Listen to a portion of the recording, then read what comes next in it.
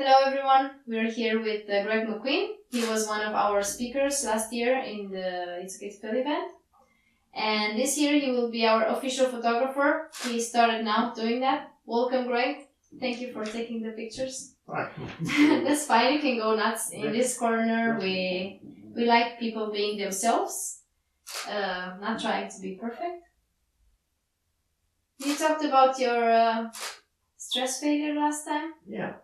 And I'm not going to talk about it because people should search for your interview. They can find it on YouTube and Facebook and our page. And now you're doing very well. Yeah, I've been I've had a busy year really since then, but a busy summer. I've been shooting a lot of weddings this summer. Actually, I had some really cool weddings as well, which I'm quite happy about.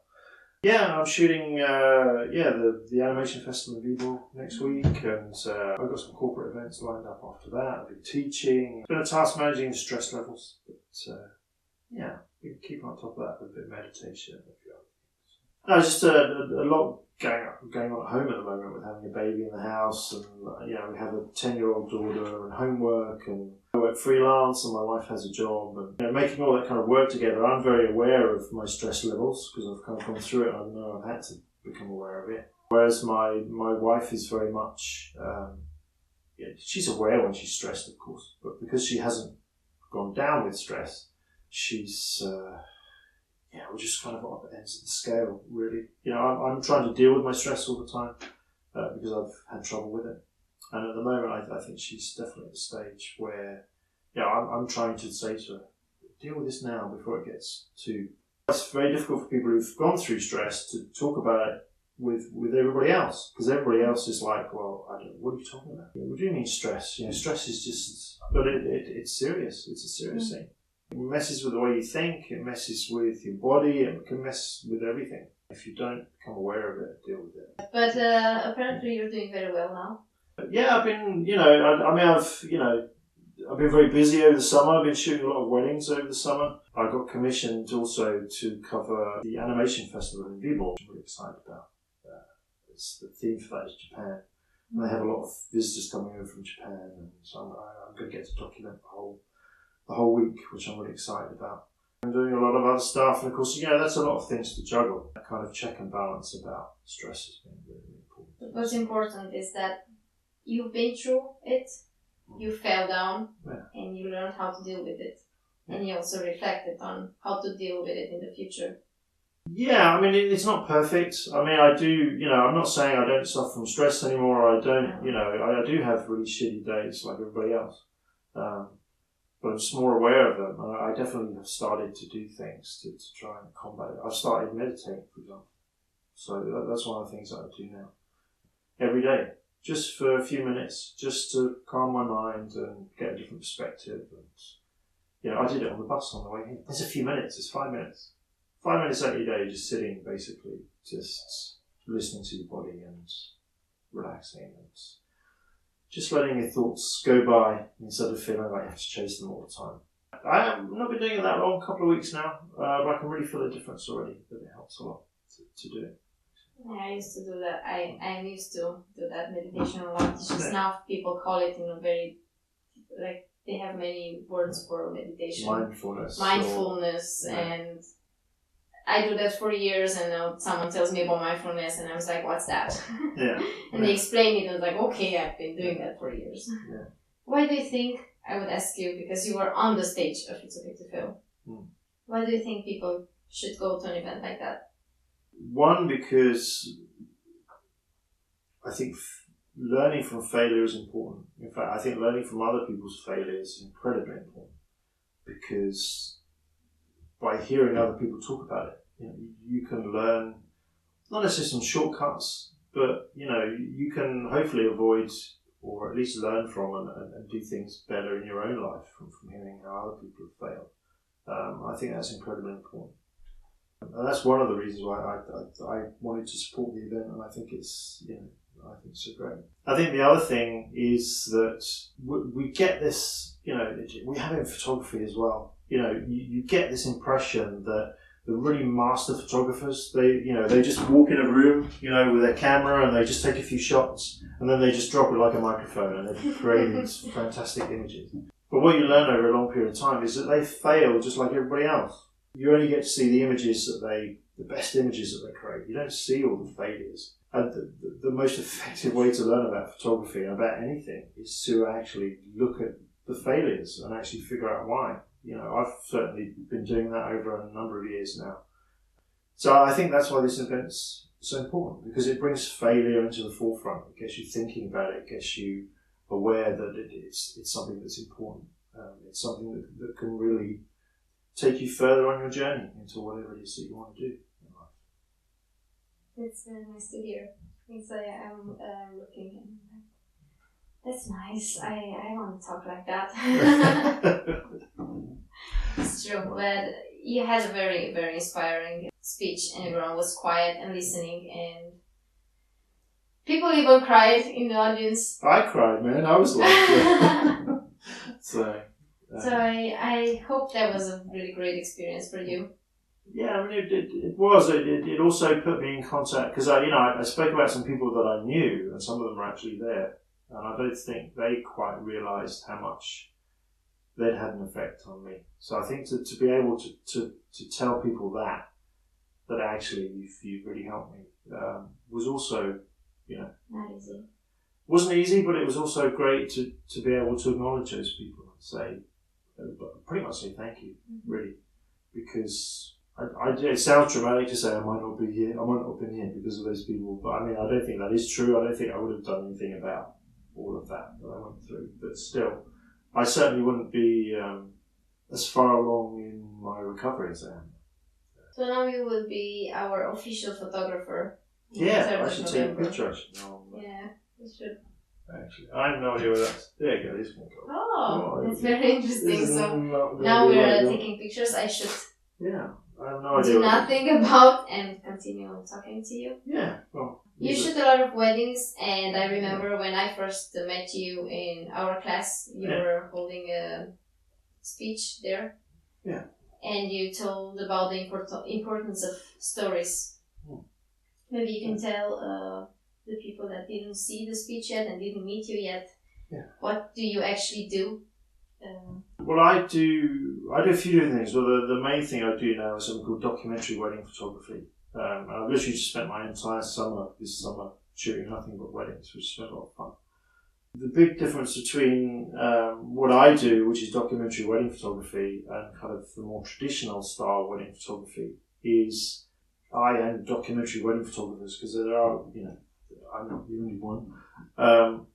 We want to capture the day as it happens. I don't want to take pictures of people trying to look perfect in front of a tree, or trying to make everything look completely amazing. Yeah, there are some photographers that are very, very good at that. But for me, what it's all about is actually capturing what happens on the day. Whether that's, fantastic moments between you and your family where you're being very emotional together, or as I've had at some weddings, couples bickering together, or whatever it is, kids running around, kids get bored at weddings. I love photographing kids at weddings because they get so bored.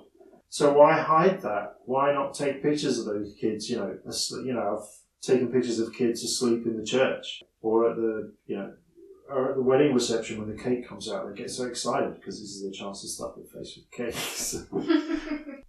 So it's all the things that actually kind of happen on the day. That's what I want to document.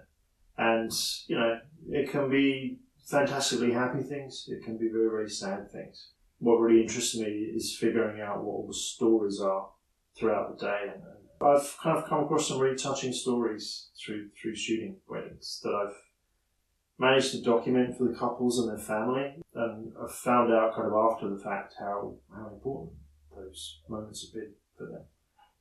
I won't go into any details. It was a wedding I shot very recently where I was aware there was something going on, but I wasn't sure what it was. But the father of the groom, he held a very short speech.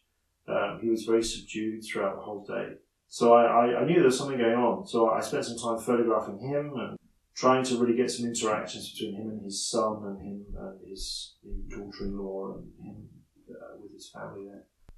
And it actually turned out, I found out about a week after the wedding that he'd been taken in hospital and he had cancer and he's not with us anymore. So suddenly now, seeing that story and being able to document those moments for them is suddenly very, very important. And that in that instance, they actually contacted me right after the wedding and said, "Could you please send us a whole bunch of images because we want to print them out and we want to take them to hospital." This gives me chills. Yeah.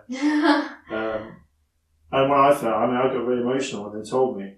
But to be able to print those images out and give them to them and know that that's, they have some real meaning for that family, so that's everything for me.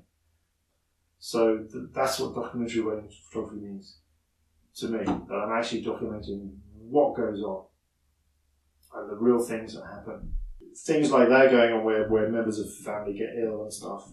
But it can also be the opposite, that you suddenly get a moment between a grandfather and a grandchild that maybe the family have never seen before. It can be a lot of different things. But it can be, for me, it's really, really important to do it that way. And I've certainly found that it's become important for a lot of couples I've worked with.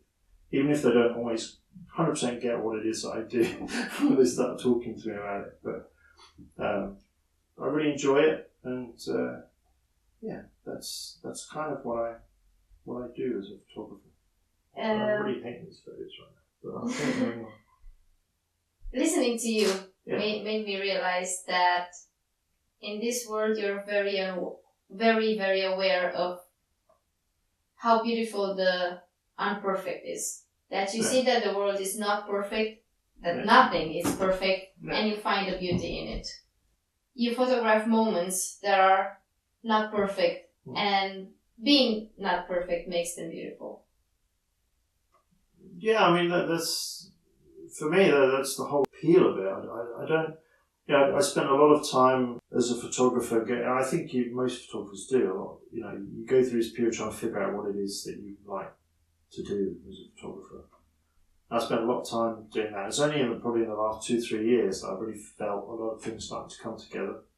Probably a lot of other photographers spent hours, at the computer trying to retouch things and make everything perfect and Photoshop out that thing in the background. And over a long period of time, I just realised, why am I doing that? Why? That's not how the world is. It's not how it is at all. So why should I be changing that? And that's, and there's a lot of different reasons. It's not just practical reasons of spending all that time at the computer, but it's also, having gone through what I went through. Also, that very much taught me that life isn't perfect. So I just really felt like that's what I want to document. That's what I want to show. I don't want to try and sweep all that under the carpet. Capture moments and memories, not perfect images that mean nothing. Oh, it's how it's life. It's how things happen. I mean, of course, I'm putting a frame on it, so that kind of affects how you see things when you look at a photograph. But still, as much as possible, I want to kind of show it as it is, rather than. That's why I shoot a lot of black and white, for example, because I really feel it's. It really boils everything down to faces and emotion. There's no colour, all you see is shades of grey and someone's face and what they're feeling. To me, that's really, really important. That's what I'm really after.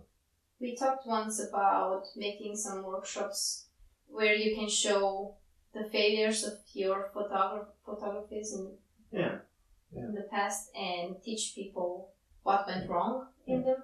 Yeah. Maybe if you could advise some new photographers that want to try now, what would you advise them to do? Well, why I think doing a workshop like that might be interesting and important is because you do learn from. When I go out and shoot a wedding, for example, I shoot thousands of images a day. I shoot like 1,500 to 2,000 images in a day. So there's a lot of failure there. I mean, what I give to the couples is probably like, not even 20% of that. So there's a lot of failure there that we hide. We're going to put away. We don't show those images because they're blurry or the composition is wrong or whatever it is. So why not drag those out and say, well, look, this is a really bad image, and this is why it's a bad image. But this is I also think it's also about the idea of, I think like I was saying earlier, about you get the impression that master photographers just walk into a room and go, they don't at all. They take lots and lots of images. No, nobody does that. Nobody. So being able to kind of do a workshop maybe of some kind where we don't look at the successes, we look at the images that were completely failed, talk about why they're like that. I think it would be, I'd certainly enjoy doing it, and I think it'd be really important. I think if you're an up-and-coming photographer, you should be looking at every image that you feel isn't right, figuring out why. And you can only do that as an individual. Because what I like and the way that I like to photograph is how I like to do it. Somebody else might not like it or do it in the same way. I had someone recently actually start posting all over my Instagram account saying that they thought my images were boring and they really hated them and stuff. And I was like, well, why are they posting this? If everyone else in the universe, if you don't like something you're following on social media, you just don't follow it. But for some reason he wanted to tell me how horrible it was. And I'm like, well, that's fair enough. If you don't like my stuff, that's fine. You go out and shoot stuff and do things the way that you do it. This is how I do it. And that's the same for everybody, I think. That you figure out how you do it, figure out what your weaknesses are and what your strengths are, and you build on both of them equally. What I was thinking is that everything you said about learning from the failures and the photographs that didn't go well, you can apply that to any other profession in the world. I do that with recording. I record myself, it sounds really bad, and then I want to hear why. Why did it go that bad, and what did I do wrong, and how can I correct it? So sometimes we have very different speakers, as you know, that you were a photographer, then we had an entrepreneur, we had a marketing specialist. We will have the same this year. And I think that even if people that heard your story weren't even close to a photography career, they could still relate to the story of being stressed and not deliver and fail in your daily basis. So I think it's something for everyone. Even if they're photographers or not photographers, they still get inspired by you. So I think that's a good impact that you have towards people. Well, I think it's important, when it comes to the next event, that one, I'm looking forward to being there, actually being a photographer, photographing it. But also, I think, with the lineup of speakers that you have for the next event as well, for them to hopefully also share some of their big failures will be, there'll be a lot of insights there and a lot of interesting things. Jonathan, for example, I know Jonathan, we've had quite a few talks about, he knows my story and I kind of know his story. He's definitely had his problems with stress and all of that. I don't know whether he's going to be sharing that at the event or not, I don't know, but certainly out of that, whether or not he does share that story or not, out of that, he'll definitely have some lessons to kind of hand over to people. If hopefully they'll kind of take them on board and listen. He already does have lessons just by talking, having a conversation, and then having the interview. I imagine the impact will be so much higher when he's prepared with the speech that he worked on. So. Well, I've seen him speak a few times. I've photographed him doing talks a few times. So you're documented. So I know he's definitely a good speaker. So I think he's definitely going to bring a lot to the event this year. So we've talked about almost everything. We could stay for an hour and talk more, but I think that's long. We know that you want to continue with wedding photography to document the moments. We know that you will be one of our official photographer. Do you want to tell the audience something more about who you are or what you want to do? I think everyone has this idea of what their future's going to be. You have this idea in your head about what it should be, and the reality is often very different. I mean, you might end up getting to that goal, Yeah. but the route there is going to be completely different to what you imagine. So I definitely have some ambitions and some things that I want to do as a photographer over the coming kind of period of time. I think definitely what I've learned and what I'm actually a little bit excited about is finding out what the route is going to be to get there. Because I have a rough route kind of planned out in my head, but I know that's, the map up here never actually, matches the map of reality. So, but yeah, I'm hoping to kind of get to document a few other different things. I love doing weddings, so I want to continue with that. I'm doing the festival next week, so I'm really looking forward to that. I want to be doing some documentary style photography for some non-profit organisations. Actually, I know that's partly with you, of course. But I'd like to travel a little bit, maybe. One of the things I always liked about doing corporate events, because I've done that for a very long time, was it wasn't. I mean, I love the photography part, but the thing that I loved on top of that was getting to meet all the different people that I got to meet. I got scientists and CEOs and people that I wouldn't usually get to interact with.